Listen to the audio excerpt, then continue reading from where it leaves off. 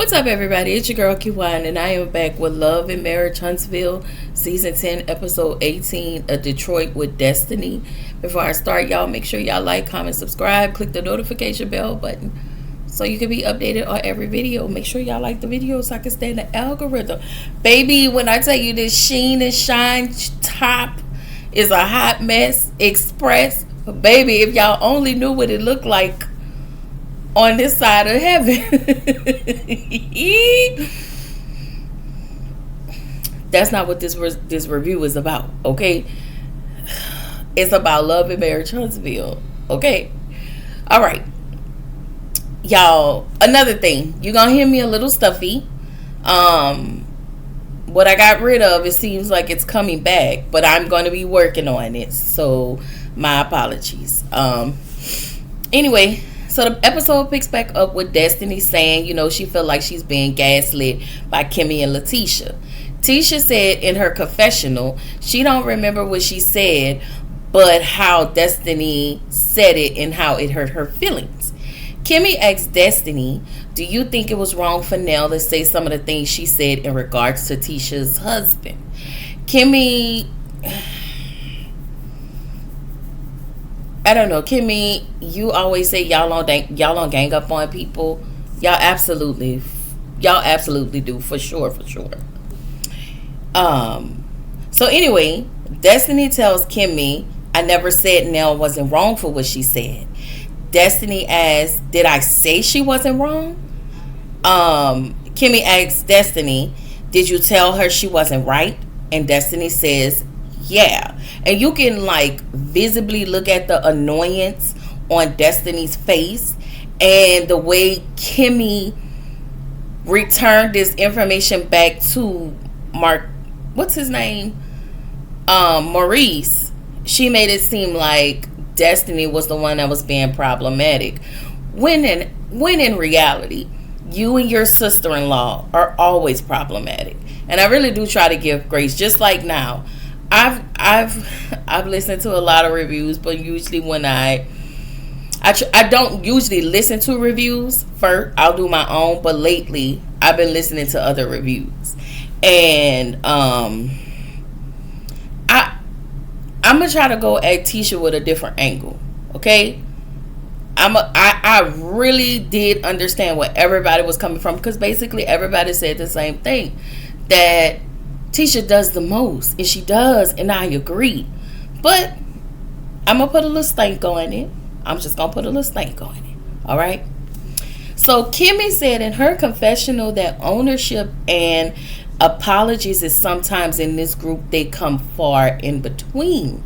And I'm looking at Kimmy like, ma'am, that is your husband. But whatever. Okay. Whatever. Okay. I'm just here so I won't get fined. So Kimmy asked, can we move on? And Tisha lied and said, yeah, I'm over it. I was like, girl, you are not. And it is visible and it is clear. But anyway, Destiny asked Tisha, are you sure? And of course, Miss Passive Aggressive, she said, you know what? I know what box to put everyone in at this point. And she's now putting Destiny in a don't trust that hoe box. And Tisha, she lies. In my opinion, she lied and said she was joking because she started laughing. Destiny said that every joke has some truth to it. And I agree. I'm not even gonna hold y'all. I am one of the first people.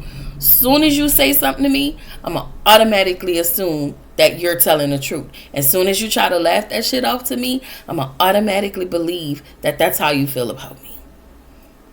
That's just where I'm at with it. So Tisha tells Destiny that Marceau said a friend to everyone is a friend of nobody. Destiny said he's cordial and cool with everybody.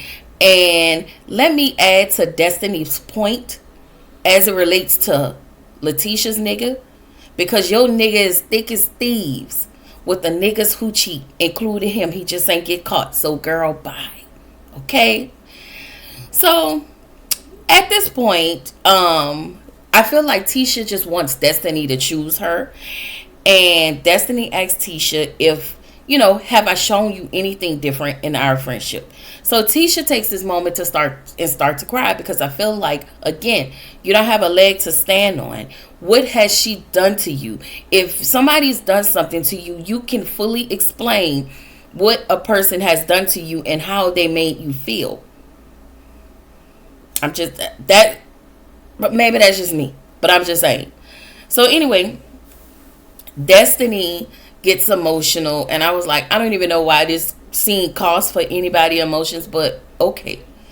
And so Destiny tells them, she was like, this is not what I came here for, but what I came to tell y'all is that I'm headed to Detroit to meet my siblings that I've never met before because I found them.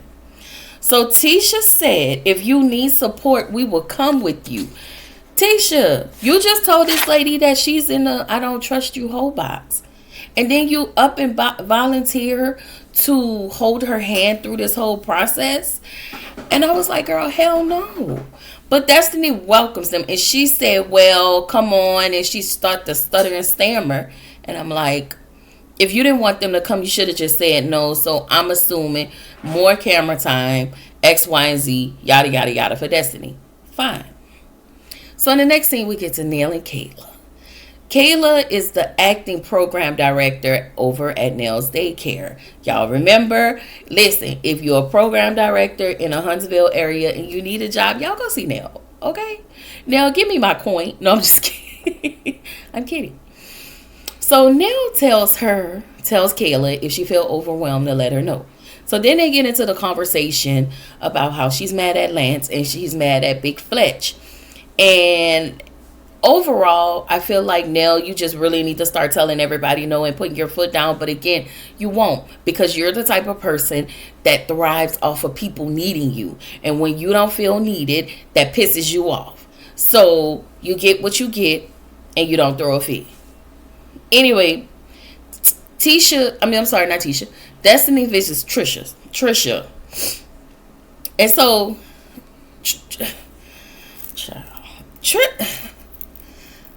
Trisha is, as much as I like Trisha, she's a little dingbat to me, but okay. So Destiny was telling Trisha about what happened at Taco Tuesday and how both Kimmy nor Tisha couldn't remember what she said to make Tisha feel away. So, as the flip-flopper Trish is, she said, overall, this is overall, because we didn't get much here. She said that she don't see Kimmy and Tisha ganging up on anybody. And I was like, you's a weak hoe. But fine. We'll go with it, Trisha. You just go with the win. And you don't want anything hard. And you don't know how to hold people accountable, because you, my dear, can't hold yourself accountable. But we'll talk about that with your session with Dr. Fletcher. So y'all, Destiny tells Trisha about her Detroit, her headed to Detroit to go see her family. And Trisha was like, well, what they said? And she said, well, pretty much they invited themselves. And Trisha was like, well, what did you say? She was like, I don't know, Destiny. You said, yeah. You said, well, come on. And then you asked about Marceau and Maurice. Okay? So, yeah, you can miss us with that. Anyway, Destiny then asked Trisha about Ken. And apparently, Ken and Trisha are still at a rough patch. Okay? It's real rough. According to what's getting ready to happen, it's real rough. So Tisha said her sessions with Dr. Francis are going well. And I'm looking at Trisha like, are they though? Or was that your second session with Dr. Francis and this is your third session? And I feel like the only time you see Dr. Francis is when you're on screen. And it shows. There is nothing different about you. You are still the same empty person. Like Trisha to me is extremely empty. So I feel like even when as Trisha, because she's not comfortable with talking to anybody except for her best friend Sharon. Y'all remember Sharon? So Trisha said that her session, I'm sorry, I feel like she was uncomfortable based on her when she talks with Sharon. And then her talking to Destiny, her body language said the whole thing because she had her legs closed. And it was like she was stuttering, like she couldn't get her words out. I was like, Trisha, girl, either you lying or you're uncomfortable with talking to these ladies. So then we get to Tisha and Marceau. Tisha has a team of, I want to say, realtors and, what is it? What's the other word? I forget. But she have a team of people. And she talked to the people, which was good. And I never really seen Tisha in her element, so fine. I'm glad we got a little piece of that because overall I'm getting tired of all the mess. So she told Marceau what Kimmy said about not a broker. I'm sorry. So I think Tisha is the only broker, and I don't know if all of those people were realtors. So she talked with Marceau about Kimmy saying to Letitia how she's utilizing other brokers or other realtors instead of me. And I feel like Tisha put a little stank on that conversation that she had with Marceau about her and Kimmy. But hey, whatever. So Tisha has made an assumption that Kimmy didn't want to work with her. And I was like, this is where I give my complete opinion about Tisha. So I felt like Tisha has been so suppressed in her home life that she unconsciously suppresses herself in her friend groups and with Kimmy, and she have a hard time speaking up for herself. So when she does, she say things that kind of come off as whiny. It's not whiny or unpracticed expressions, which means these are things she doesn't do at home. And so it resembles, it mirrors whiny. I'm just saying. So anyway, then we passed, because this was a back and forward between Scott 1.0 and Scott 2.0. So Kimmy and Maurice, she's explaining to Maurice what happened at Taco Tuesday. Kimmy said Destiny was defensive when Tisha opened her mouth. When Tisha opened up about what she was feeling towards Destiny. And I feel like Kimmy was wrong again. I also felt like Kimmy in that moment, her in her bush was very annoying. Why? And I say that because you'll paint anybody the bad guy if it quiets Tisha down. You'll make anybody the bad guy if it makes Tisha happy. And that irritates me because y'all protect each other to no end and there is no accountability. But you always seem to hold Tisha accountability in the confessionals, but never to her face. You see that remark that you made seasons ago about you not, if Tisha wasn't your sister-in-law or something like that, you wouldn't hang out with her. And you meant that. And I think you still mean that. I just think that now, because of that comment you made, you now, instead of holding her accountable, you go along with her negative behavior. Anyway, so Tisha is telling Marceau that Destiny said that they were ganging up on her. Tisha, you and Kimmy do gang up on people. I really need y'all two to start taking accountability on when y'all for sure are ganging up on people. Nobody calls y'all out about that, and that's what I like about Destiny. She has the ability to call you guys out on your negative behavior, and she does it so eloquently. That's all I'm saying. So Tisha, I feel like Nell lives in Tisha's head rent free. You still have unresolved issues with Nell. Let's be clear though. You have issues with Nell, but Nell don't have any issues with you. Because every scene we saw with Nell, she's never even talked about you. I just want to throw that out there. So then we back at Kimmy and Maurice. So Kimmy decided to tell Maurice she feel that Tisha want her friends to choose her, and I agree. Kimmy basically said in her confessional that she don't with Nell, and she don't have a issue with Tisha she don't have an issue with Tisha wanting Destiny to exclude Nell. That's exactly what I heard. She didn't say that verbatim, but that's what I interpret. You nor your sister-in-law wants Nell on the show. This is why whenever she comes around, y'all tend to be problematic, and then you try to play in her face, and y'all gaslight her like y'all niggas do y'all. Anyway, so Tisha and Marceau. Tisha's telling Marceau at this point that Destiny had an attitude, and I was like, when? And again, we didn't get the whole scene. We only got that little short scene. And so she goes on to tell him that she put Destiny in a box, in a don't trust that hoe box. She started to laugh, and she said, I'm sorry, y'all. She tells Marceau she was just playing, and he asked, well, were you playing? She said, well, she don't know, and she don't like feeling this way because you are a person who can't articulate your true feelings. So anyway, Kimmy and Maurice. Kimmy's telling Maurice about Destiny and her family situation. Tisha is doing the same thing. And now she tells Marceau how she immediately offered to support Destiny. It feels like she wants Destiny to see her loyalty towards Destiny, so that in turn Destiny can be loyal to her, if that makes sense. That's all. I just, because she's very passive aggressive, and instead of her conveying the things that she feel, she doesn't know how. And so again, that's why I say it comes off off very whiny.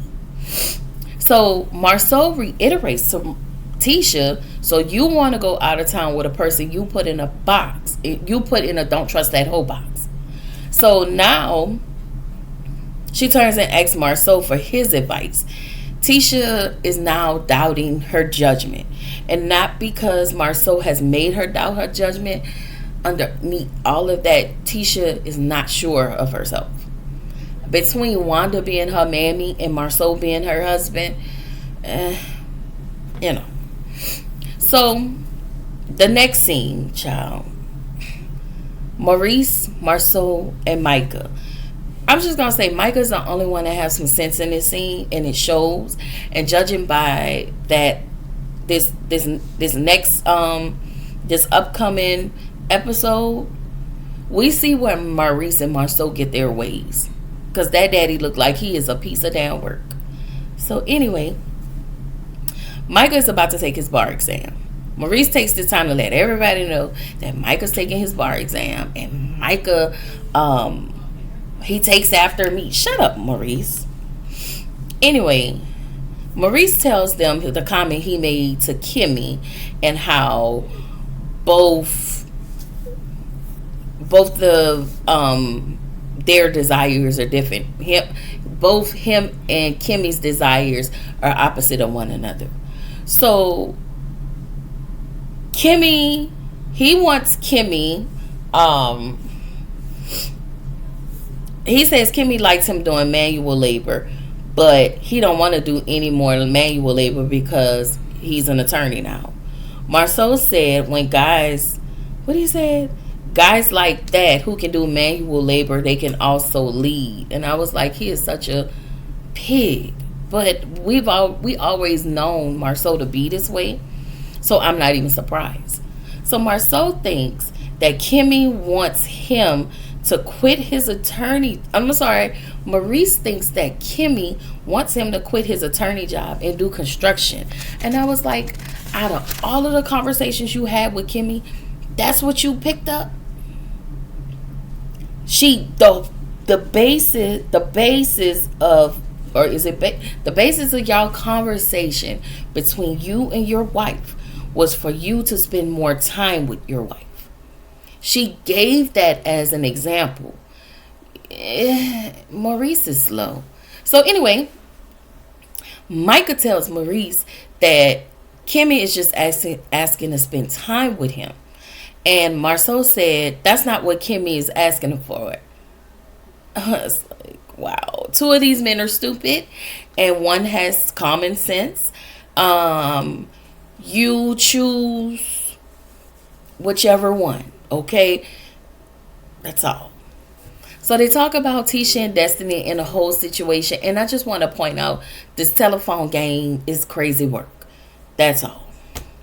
So, Lord, the way y'all stressed out my guy, Dr. Francis, okay, baby Whitney and baby Bobby, aka Trisha and Ken, okay, because y'all know I already told y'all, Ken be over there on Instagram thirst trapping, him and all them muscles. Ugh. Anyway, so as I looked at Ken, I felt like Ken didn't want to be there. His body language said a whole lot. And this relationship is a whole mess. Okay? He said that this relationship was a mess. So anyway, as he was saying that, I'm looking at Ken and I'm like, Ken, please, because your thirsty pick me ass sought out this married woman who had kids, because that's what you do. You seek out married women. It may not even be married women. You seek out single moms. That is what you do. And whatever residual feelings that they have prior to you coming along, you probably feel, you know what? All I'm saying is you knew what you were getting into. I just don't think Trisha was your first married single woman. Single mother. So I feel like when it comes to Trisha, I feel like Trisha have many, many issues. And one of it is her still being married to Marquez raggedy self. And when we look at these last two sessions she had with Dr. Francis, she should have broke up with Ken a long time ago. Trisha is one of those people that don't need to be in a relationship because her issues are deep rooted. So anyway, and Trisha is the type of person, maybe I could deal with my issues. I could deal with my issues in the gym, and that's not how that works. So Ken said Trisha always trying to be tough, and she's not. Now I would agree. I agree with Ken about that one. So Ken said that Trisha projects her issues with Marquez onto him. And he said Trisha is either hot or cold. She's either up and down. And I really can't see that. Trisha, she was like, I don't talk about that guy. Trisha, just because you don't talk about your ex does not mean you are not still angry about it. He left you to raise two kids alone. He never pitched in. He never helped. He walked away and never looked back. And the next time he decided to come back is to be on screen. And then he come back with all of these demands. And I don't know if he never pursued a divorce or you never pursued a divorce, because for whatever reason, I don't know. But I would have divorced him in a quick hot potato second. He left you when all of those people died. So if you are mad, say you are mad. But I do believe you take these things out on Ken, which I don't believe Ken needs to be there. But then Ken,